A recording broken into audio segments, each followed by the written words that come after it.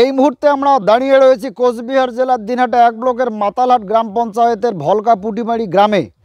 যে গ্রামের ছেলে দীপঙ্কর শর্মা উচ্চ মাধ্যমিকে এবার 481 নম্বর পেয়ে নজর কেড়েছে সকলের।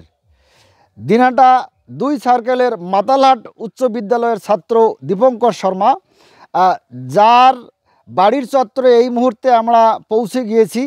আমরা দেখতে পাচ্ছি দীপঙ্কর শর্মাকে তার বাবা মার সঙ্গে বাড়ির চত্বরে ফসলের ক্ষেতে বাবা মাকে সে সহযোগিতা করছে।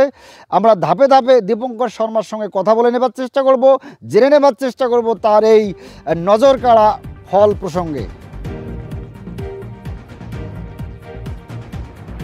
সংসারে অনটনকে কাটিয়ে উচ্চ মাধ্যমিকে ভালো ফল করল কৃষকের ছেলে দীপঙ্কর শর্মা।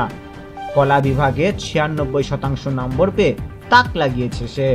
ভবিষ্যতে তার স্বপ্ন এসডিও হওয়ার, কিন্তু উচ্চশিক্ষার পথে বাধা হয়ে দাঁড়িয়েছে পরিবারের আর্থিক সংকট। কিভাবে ছেলের আগামী পড়াশোনার খরচ জোগাড় হবে তা নিয়ে চিন্তায় পরিবার। কোচবিহার জেলার দিনহাটা 1 ব্লকের মাতালহাট হাই স্কুলের ছাত্র দীপঙ্কর শর্মা। তার উচ্চ মাধ্যমিকে প্রাপ্ত নম্বর 481, বাংলায় 94, ইংরেজিতে 95, ভূগোলে 97 এবং দর্শনে 100তে 100, এছাড়াও সংস্কৃতে 95। ইচ্ছে ভবিষ্যতে এসডিও হওয়ার, কিন্তু দীপঙ্করের বাবা বনমালী শর্মা একজন সাধারণ কৃষক। দীপঙ্করের মা মীনা শর্মাও ছেলের ভবিষ্যৎ নিয়ে দুশ্চিন্তাগ্রস্ত।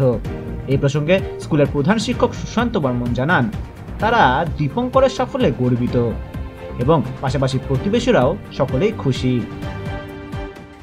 আমি 481 নাম্বার পেয়ে কলা বিভাগে উচ্চ মাধ্যমিকে উত্তীর্ণ হয়েছি। আমি পরবর্তীতে এসডিও হতে চাই, কিন্তু উচ্চশিক্ষার জন্য প্রচুর পরিমাণে অর্থের প্রয়োজন হবে।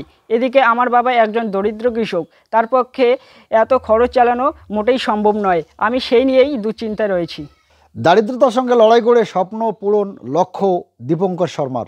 সিদাই থেকে পার্থ সারথীর রিপোর্ট, উত্তরবঙ্গ সংবাদ।